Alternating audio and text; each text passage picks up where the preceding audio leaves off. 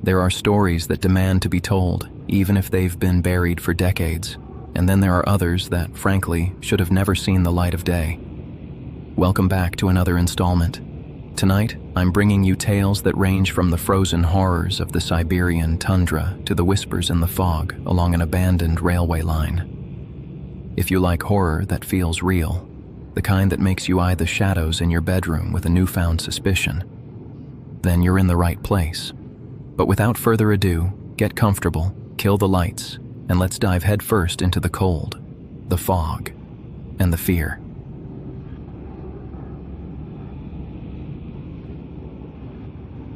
I work on the railroad. I'm a locomotive assistant, basically a fireman's helper, the lowest rung on the train crew ladder. I won't bore you with the nitty-gritty of the job, but let's just say it's mostly cleaning diesel grease, chipping ice off the bogies, and drinking tea in the cab. Overall, I can't complain. What more can a 20-year-old kid ask for, fresh out of apprenticeship and already with a steady job?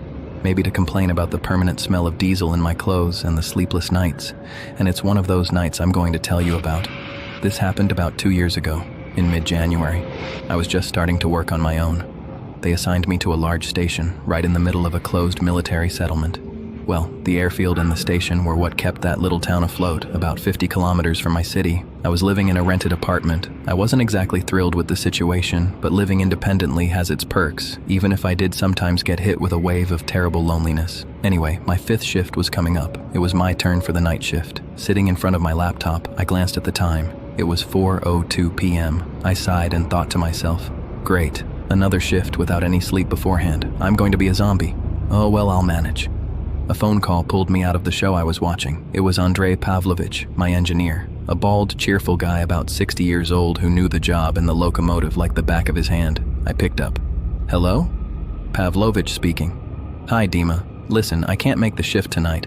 I had to make an urgent trip to the city. I took a personal day. Go to the office and they'll assign you with another engineer for this shift. I'll be back and you'll be back with me. His voice sounded a little different than usual. He was breathing faster, swallowing every so often, and his tone seemed scared or something. Oh, okay, I'll go. Are you all right? You changed the shift without warning. I have to go urgently. Yeah, everything's fine. My wife asked me to go see her brother. And anyway, what's it to you, you snot-nosed kid? Mind your own business, and you won't leave the engine room until that diesel is gleaming. Okay, don't bite my head off. Have a good trip.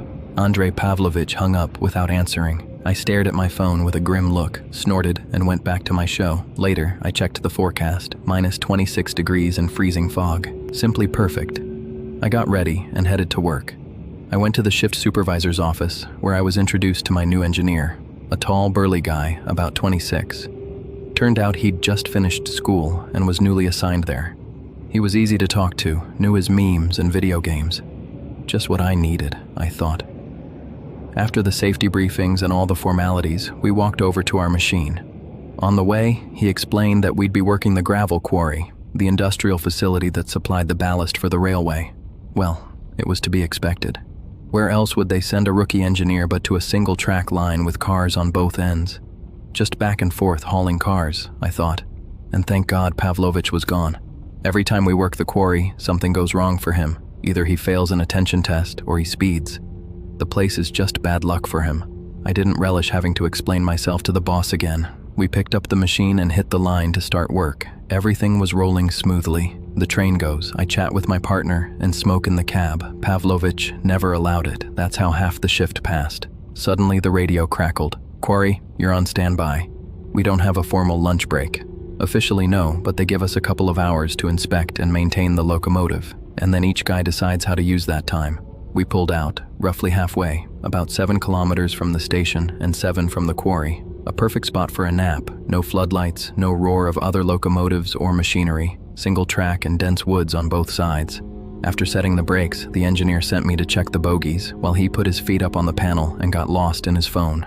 Lazy bum could have helped, I thought, and climbed down from the locomotive. I had my flashlight, a hammer, and my gloves with me. Fighting my way through the deep snow, I walked around the machine. The bogies were fine. I could head back. But the sight captivated me, a sea of milky fog, the rails disappearing into nothingness, and the lonely locomotive. A majestic monster, a metallic green hulk whose color bled into the mist just 10 meters away. Impressive.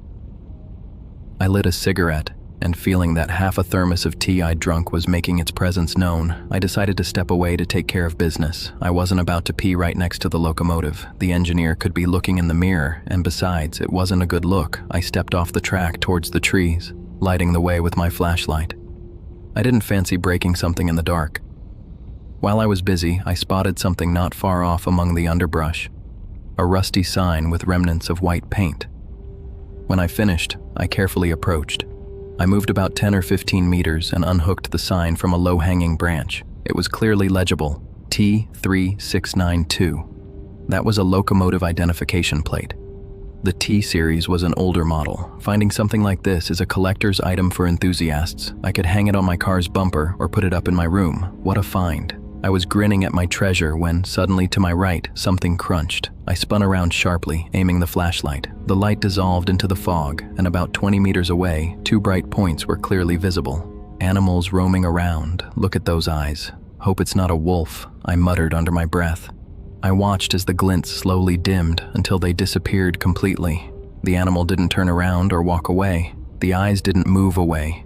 It was as if they had just receded. The glints vanished without a sound. I felt uneasy. A chill ran down my spine, from head to toe. I spun around a few times, sweeping the area with light. No one was there. Everything was silent. Too silent. I couldn't even hear the rumble of the diesel engine. Either I'd wandered too far, or the engineer had shut it off.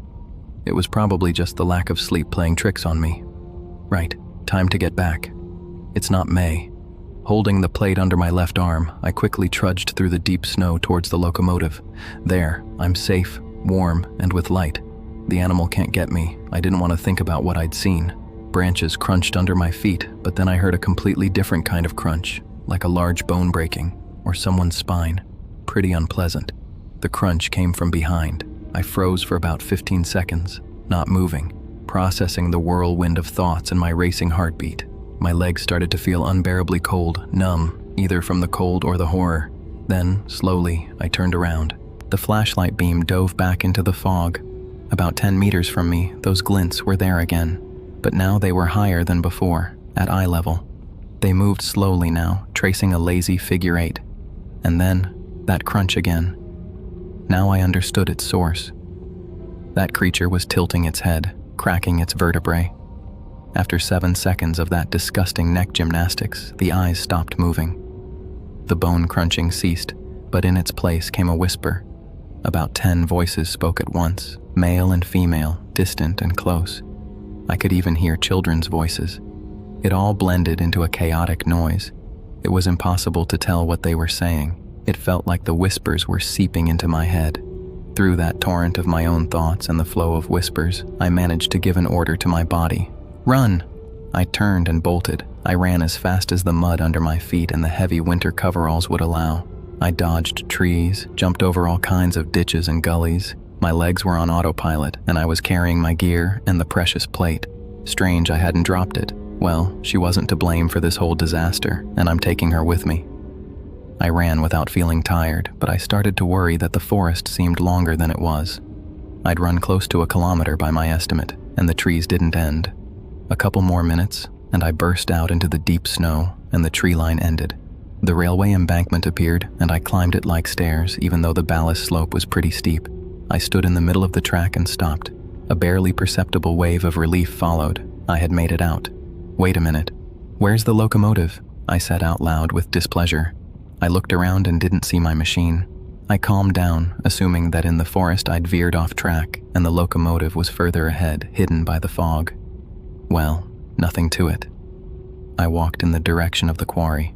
The snow crunched under my feet. I walked quickly towards my only goal, to reach my iron fortress. Along the way, I started noticing my surroundings. The rails were rusty, the joints wide. I stopped, kicked the snow a couple of times, and saw that under my feet was an old, rotten wooden tie. I pried a piece of the frozen, decayed wood with the toe of my boot.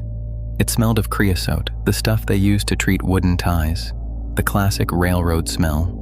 It wasn't my track. Looking around, I saw another sign. It was a kilometer marker. On a concrete pole, there was a white plate, rusty on the edges, with an angular shape. On it, I could read the numbers 276, and on the other half, after the angle, 275. Definitely not my track. The quarry track is only 15 kilometers long, laid on concrete ties, and there are no kilometer markers. As I stared at the post, trying to make sense of this absurdity, I heard that familiar sound again. It was that same cracking of neck vertebrae. But now it was so close, right behind me, it felt like my own spine had snapped. But it wasn't mine. At that very moment, a cold sweat broke out all over me. Blood hammered in my temples, and I started fumbling for the handle of my hammer in my orange vest pocket. I grabbed the tool, squeezed it, ready to swing, and spun around. 1 meter from me, it stood. I can't call it human, but it vaguely resembled a woman. A hunched, pale body, with twisted limbs, covered in filthy rags that looked like a dress. It moved its head slowly, arching its neck in an unnatural way. A living person couldn't do that. Its face was horrible. Torn skin revealed a perforated skull. The scalp, with sparse, long gray hair, hung on by a couple of inches of skin. The mouth, torn open on one side to the cheek, showed brown, rotting fangs. On the other side, it smiled psychotically. The eyes, devoid of lids and brows, were completely white and emitted a greenish glow. In its thin arms, missing 2 fingers, it held a bundle wrapped in an old newspaper. From the paper, tiny hands and feet peeked out. It was a child, a baby. Dark, foul-smelling blood dripped from the newspaper. At that sight, my muscles started to contract. The locomotive plate slipped from under my arm and with a clatter hit the ballast. At that same instant, the thing jerked its neck down sharply, looking at the plate. Upon seeing it, it slowly raised its head and gave me a hideous smile, emitting a guttural growl. I knew I had to strike, or it would devour me. I pulled my arm back, ready to put all my strength into caving in its skull like a pumpkin. But someone beat me to it. Behind the creature, a hand appeared with a hammer, delivering a dull blow to its temple. The hammerhead sank into its brain with a wet sound. But the thing didn't seem to care at all. It just flinched, turned, and ran off into the trees, emitting pitiful sounds. If I had hit it, I'd be dead. Out of the fog, a man stepped towards me. He was an old man in an old railway uniform from the 70s era. He wore a blue cap with a shiny emblem from the USSR Ministry of Communications. He had a broad, stern face, green eyes, and a magnificent white mustache. Confused, I stayed in an attack stance. The old man exhaled, wiped the hammer on the snow, staining it dark brown, and looking at me, he said, "Put that weapon down, relax. And what's wrong with you? Cat got your tongue?" His words sounded like a spell, and immediately I lowered my arm and stood straight in front of him. "Sir, where am I?" I said, swallowing. "What's the matter with you? Are you blind? You've been staring at that post for a minute now, and you haven't bothered to read the number?" he said with kindness, but with a hint of reproach. "Yeah, I saw it's 276, but this track doesn't have that kilometer mark. It's not my track. I don't know where my locomotive is or what the hell that thing was in front of me." The old man interrupted me. "Why are you chattering like a machine gun? Don't you trust your own eyes? It says 276, so it's 276. Where else would your machine be, if not on the rails, on the highway? Just follow the tracks and you'll find it. What do they teach you kids these days?" He smiled. "And what was that thing? You hit it with your hammer. The less you know, the better you sleep. Don't rack your brain over it. Now get moving. Your engineer is probably waiting for you," he said, pointing behind me. "Okay, we'll sort it out later." "Thanks, sir. Take care," I said, and bent down to pick up the plate. But the old man beat me to it. "Stealing is wrong. This is mine," he said, frowning slightly.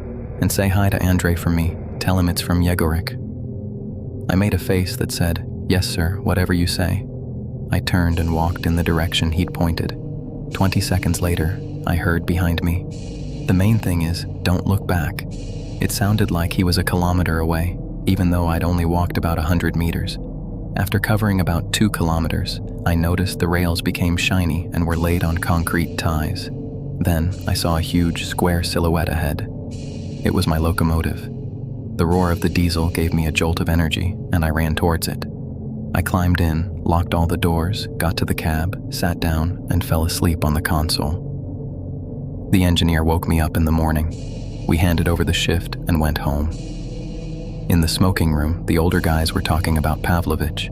saying it was hard on a man to go through that, and they kept sending him to that place, especially on the anniversary of the accident. Finishing my smoke, I caught up with a mechanic and asked him everything I could. He told me that, back in the day, in the early 60s, there was no track to the quarry, nor the quarry itself. There was a stretch between stations, and an engineer had a wife there. The poor woman went blind and lost her mind at 32. She took her baby, went to the tracks, and threw herself in front of a train.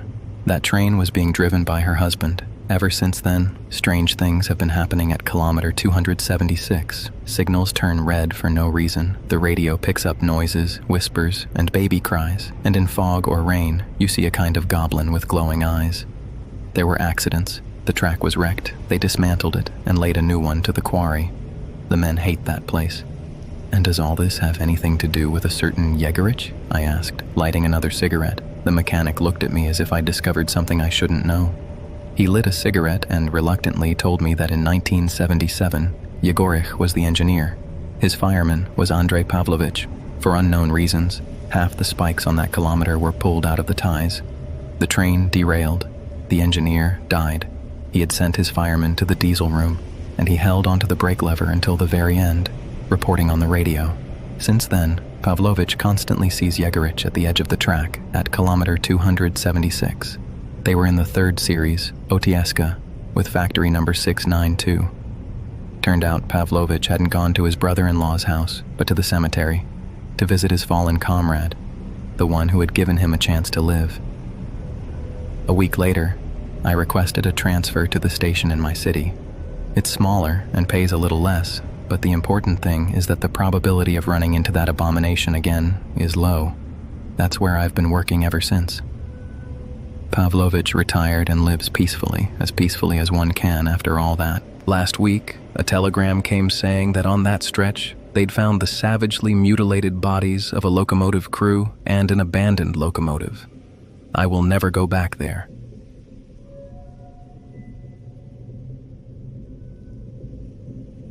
Now that so much time has passed, so much that the state I fought for no longer exists, and most of the people who knew about my case are long dead, I can finally tell you what happened to me on that frozen tundra during the winter of 1949. For the entire year that followed, they shuffled me from one place to another. They'd interrogate me, I'd tell my story, they'd ask again, listen, transfer me somewhere else, and the cycle would repeat. A never-ending spiral. After that, they simply locked me up for life in a prison, labeled a traitor to the motherland. And even inside those walls, I filled stacks of papers, signed so many documents, that the fear of the consequences for having spoken still haunts me to this day. Even though I know everyone has long since forgotten I exist, and even if they haven't, I'm over 60 now. I have no family left. So, I've got nothing left to fear. I was supposed to have died on that cot in the cell, but fate and pure luck had me miraculously appear on an amnesty list just 4 months later. And now the only thing I have left to do is tell my story. But let's take it from the beginning. I'm fully aware it's going to be hard to believe what I'm about to tell you, but I swear on my life that every word of it is true. It happened during the push to colonize the North, what is now that country that crumbled, the USSR. I was one of the few who, on my own volition in the post-war years, joined a geological team sent to survey the riches of the Putarana Plateau. Right out of tech school, I was offered the job. The deal was to spend 6 or 7 straight months out on the tundra in the far north. Then, I'd get 2 months off. The pay, even for back then, was good. Unlike my colleagues, I hadn't had the chance to start a family, so nothing was holding me back, and I accepted without a second thought. The work itself wasn't particularly hard.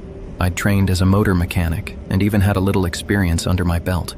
My main job was flying out with the geological groups to different sites to supervise the equipment, especially the generators.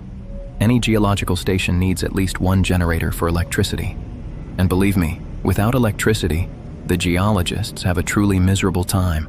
And I'm not just talking about comfort. In winter, temperatures hover around 40 below zero. Wind gusts often hit 20 or 30 meters a second. Without heat, you simply don't survive. Summer is more bearable. If something breaks down, a day or 2 without power is tough, but you can manage. But if it's winter, and winter here lasts nearly 9 months, things get very serious, very fast. We didn't have spare parts. Every kilo counted when we flew the gear out to the site by helicopter, and the generator is a massive beast, the size of a rail car. But for the entire time I worked with it, I never ran into major problems. You do the maintenance on time, watch the oil, listen for any knocking. Sure, I had to dismantle it a couple of times, freezing my fingers off in the process, and fix it with whatever I had on hand. Once, we had to send someone back to the mainland for parts. A condensation hammer had bent a connecting rod. We waited 4 weeks. Couldn't be done any faster, but thank God it happened in summer. All in all, it was pretty boring. I kept myself entertained as best I could. And those were different times. I remember one time a new geologist showed up, young, even younger than I was then. He'd go around asking everyone, under various pretenses, which rivers had gold. He'd ask one guy in passing, another in private. When he asked me, I told him about a river about 15 kilometers from camp. I said I'd gone fishing there, saw something glinting at the bottom, but I wasn't sure. I suggested he take a sack, scoop up some dirt, bring it back to camp, and we could secretly pan it to see if there was anything there. Well, this idiot actually believed me and took off for the river. He dragged a sack of dirt all the way across the tundra, and the greedy fool didn't hold back. He filled it to the brim. He brought it back and started panning. And yeah, I'll admit, it was a bit cruel.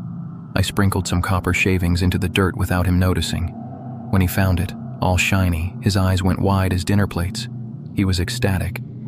And then he vanished for 3 days. When we were about to organize a search party, I fessed up. We went along the river and found him. He'd spent 3 days looking for gold in the river, found nothing, and didn't want to come back empty-handed. He never spoke to me again after that, and he was reassigned soon after.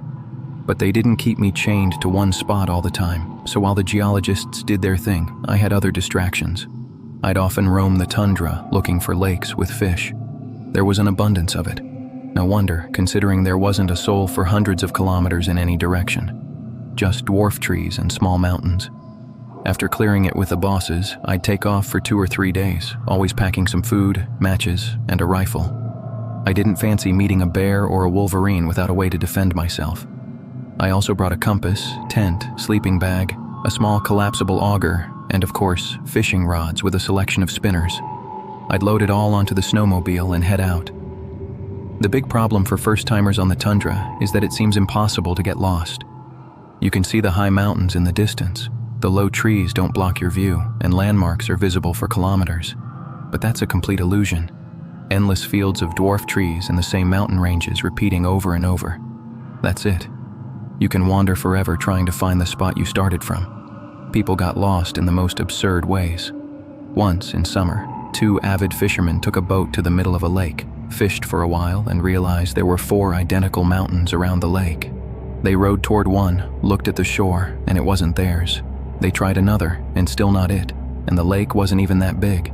They started circling the shore looking for their footprints. Thank God it was polar day in summer. The sun shone for almost 24 hours. Finally, after about 6 or 7 hours, the exhausted friends found the spot where they'd inflated the boat, and that was purely by accident. One of them had crumpled up an empty cigarette pack and tossed it on the shore before getting in the boat. That's how they found it. Otherwise, who knows how much longer they'd have wandered. Everything is so identical and endless that it never ceases to amaze you. Sometimes, when you're driving in a straight line, you start to feel like you've already seen all this and you're just going in circles. It's a stupid feeling, but oppressive. The key is to stick to your path. And so that day, I loaded my humble gear onto the snowmobile, left the camp behind, and headed out into the tundra in search of a good fishing lake. According to my calculations, the spot I had in mind should have had some nice big pike. I was really looking forward to surprising my colleagues with an impressive catch.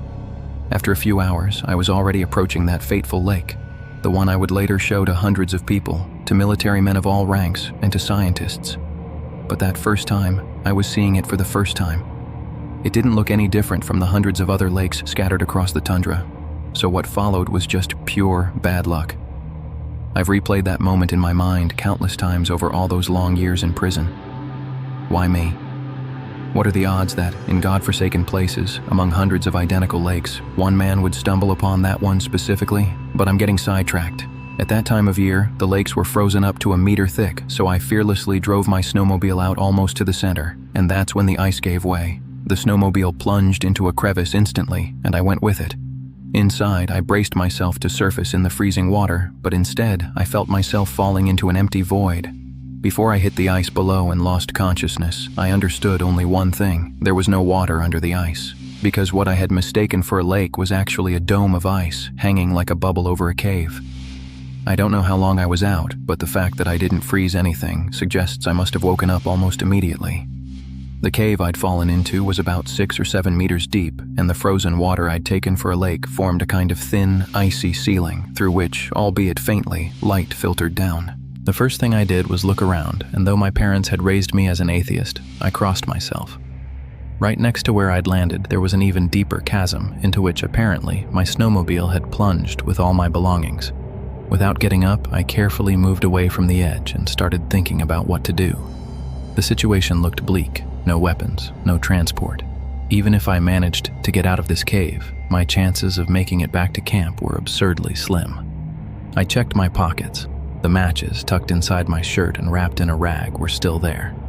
The flask of alcohol, which I'd put in the inside pocket of my jacket, was also there. Well, it was something. Tearing off a piece of cloth, I wrapped it around a stick I found nearby, soaked it in the alcohol, and created a light source. When I lit that makeshift torch, I started to explore. The entire floor of the cave was covered in a layer of strange debris: branches, logs, small stones, and plant remains covered in frost that hadn't rotted due to the permafrost. This indicated that at some point there had been water here, and that this place really had been a lake. However, the ice layer I'd fallen through must have just formed. That is, in summer, the lake had water, but in winter, after the surface froze, the water had disappeared. Perhaps it drained through the same crack that swallowed my snowmobile. All of this was, at the very least, strange. The Putarana Plateau is solid rock, and the nearest tectonic plates, which could have caused an earthquake or some cataclysm leading to a collapse, were so far away that it was easier to believe in fairy tale giants or enormous mammoths breaking through the voids under the lake than to think this had happened on its own. Perplexed, I ventured deeper into the cave. I tried to tread carefully. A twisted ankle on those slippery stones would have doomed me to stay there forever. But I was also acutely aware that I needed to get out fast, because the risk of freezing to death underground was far greater than on the surface. Time passed, maybe 2 hours, maybe 3. The situation was starting to feel hopeless. In the part of the floor where I was, there was no way to reach the surface. On one side, a collapse. On the other, a nearly vertical wall. Either way, I was trapped. I examined the rock for a place I could climb, even though I didn't know what I'd do if I found one. Because up above was a thick layer of ice, and getting through it without falling, without bringing tons of frozen water down on myself, was practically impossible, even in theory. However, at one point, I found a small, narrow crack. And, miracle, the flame of my torch, when I brought it close to the crack, began to flicker. It meant there might be a way out that way. Up until that moment, I didn't even know the word claustrophobia existed. I wasn't well versed in such complicated bourgeois terms back then, but I remember that feeling with horror. I crawled in. The crack narrowed more and more. Sharp rocks snagged on my clothes, scratched my hands, tore pieces of fabric, and pressed their full weight against me. The light no longer reached there. And the only thing I prayed to every god was that the weak flame of my torch wouldn't die out right there, leaving me alone with the most absolute darkness in that hellish pit of shadows. I don't know how much time passed, but at some point, exhausted, I practically rolled into a chamber so vast that the light of my torch couldn't reach the walls or the ceiling. Just darkness all around, and me, alone and tired, in the middle of it. My heart hammered, blood pounded in my temples. I was glad to have gotten out of that crack alive, but at the same time, I was terrified. I didn't know what awaited me. Thoughts raced through my mind. I didn't know if I was doing the right thing. Perhaps by going deeper into the cave, I was just condemning myself to a certain death. Maybe I should have stayed put and waited for them to miss me, to find me and rescue me. That novice geologist, they had missed him and found him. Yeah, holding out for 3 days would have been tough, but doable. With fire and ice, with only water, you can survive at least a week. but I didn't want to go back. The prospect of crawling back through that godforsaken crack was so unappealing that I was more willing to die than to crawl back. With that thought in mind, I began to study the chamber I was in. I walked along the wall, lighting the way with the torch. After a minute, I stumbled upon it. I didn't immediately understand what was in front of me. It was only after a few minutes, along with a wave of fear, that my mind started to grasp it. What had I found? The skeleton of a creature lay beside the wall. At first, it looked like the remains of a large animal, like a deer. However, upon closer inspection, I started to feel a clammy sweat from head to toe. The head of that creature had distinctly canine features. Despite the permafrost, the tissues were damaged, as if this being had been burned alive. The fact that it had been dead for a long time was unquestionable. Its right side was practically encased in the ice that coated the walls. The body had humanoid features. The limbs each had 6 fingers. It was about 2.5 meters tall, and it was wearing clothes. Tatters of fabric, faded by time, covered its body. In life, it had worn something like a skirt and a cloak. Around its neck, it wore an ornament. I hesitated for a long time to touch the corpse, but curiosity won out. Carefully, I detached the ornament from the frozen body and examined it. It had engravings that looked like writing, etched around the image of a 7-limbed beast. At that moment, I experienced the most contradictory sensations of my life: fear, pride, curiosity, and yes, a lot of it. I held in my hands proof that on our planet there existed, or had existed, a race previously unknown. It was a major scientific breakthrough, and it wasn't just anyone who had done it, it was me. That meant, at the very least, a commendation and glory throughout the Union. Just as I was about to examine the corpse of that strange creature more closely, my reflections were interrupted by a hum. It came from far away, and at that moment, I couldn't be sure if it wasn't a product of my imagination. I'd already been in the silence of the cave for a good while, hearing the echo of my footsteps and the beating of my heart in my ears. Excited by my discovery, I was already imagining that the cave would be named after me, or maybe even a street. And then I made the biggest mistake of my life. I headed towards where I thought the sound was coming from. With each step, I became more convinced that this sound, like a drum roll, wasn't a trick of my mind. I got closer to the sound, and then my torch flickered and went out for the last time. At first, I was scared. However, after staying in the absolute darkness for a few minutes, I saw, in the depths of the cave, a faint light. My first thought was that I'd finally found the exit. But when I carefully started moving towards the source of the light, trying not to trip, I realized that this had nothing to do with daylight. Besides, the drumming grew louder as I approached that light. Everything that happened after that was seared into my memory. As soon as I reached the source of the light, I realized I was on a ledge from which I could perfectly see what was happening on a small platform in the cave about 5 meters below. That platform was illuminated by a bonfire that, for some reason, burned with blue flames. Moving around it were silhouettes, like shadows.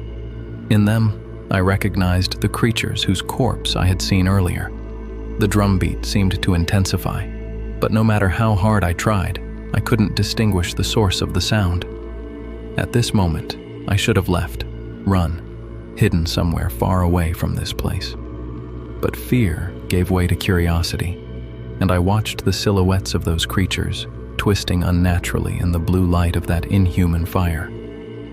They shook as if in an epileptic fit, or stood still, raising their long limbs, or hands, who knew what they had, upwards. They bared their fangs, ran on all fours, fell, and got up. Soon I saw something I hadn't been able to distinguish in the darkness before. They were standing next to a huge abyss, similar to the one my snowmobile had fallen into, but much larger. It started almost right next to the fire and stretched so far that neither the end nor the edge was visible. I watched it all as if hypnotized. I couldn't move or breathe. And then, suddenly, the figures stopped moving. The drumming ceased. The figures began to moan and growl. It wasn't the growl of a dog or a wolf. It didn't sound like anything I knew. At some point, I began to make out words. They were saying something similar, over and over. The echo repeated their screams, spreading with a wild roar through the entire cave. A terrible screeching seemed so loud that I couldn't hear my own thoughts. And then came what still haunts me in my nightmares. Suddenly, as if someone had made the gesture of an invisible orchestra conductor, the creatures fell silent. A second of silence rang in my ears. From somewhere in that abyss, next to which the creatures stood, came a terrible sound, unlike anything I'd ever heard before, as if someone was blowing into an enormous, unnaturally large horn. And then, from the abyss, it appeared. The firelight was too dim to distinguish its features. It was so enormous that even without seeing it, I could physically feel it crawling from all directions. I don't know what creature it was, but at that moment, something clicked in my head, and I screamed. The creatures below turned to me instantly. I felt as if a dozen gazes were boring into me. Then, I threw myself into the darkness as blind as a newborn kitten, not thinking that I could trip and fall, not really knowing where I had to go. My only goal was to run from that thing, from the creature that had been hiding God knows how long in the depths of the cave. I ran, I fell, I got up. I heard footsteps behind me. I heard the growls and howls of those creatures. Tears streamed down my cheeks. Everything that happened after that was etched into my memory in fragments, as if I were hopelessly drunk. I remember seeing light. I remember running towards it, stumbling, feeling no pain, with a single desire, to be far from that cave, far from that place. I remember how, clawing at the ice with my hands, I climbed a nearly vertical wall in a few bounds, like a reckless athlete. Once out, I didn't stop for a second. I ran aimlessly. I spent that night almost without sleeping, warming myself by a fire and hearing my pursuers in every whisper.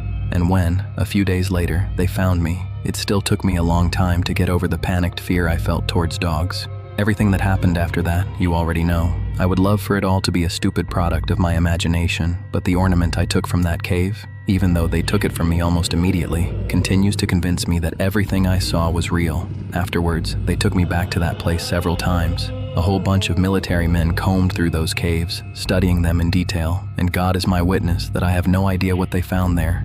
Maybe we'll never know, but now at least I've done what I wanted. I told my story, a story no one was supposed to know. I still wonder who I met that day in the cave. Millions of kilometers of land, infinite expanses where, even today, in the age of space conquest, man hasn't set foot. Hundreds of caves like that one, hidden from people's eyes. We fear aliens and want to find intelligent life on other planets, but only God knows what secrets our own planet hides in its depths.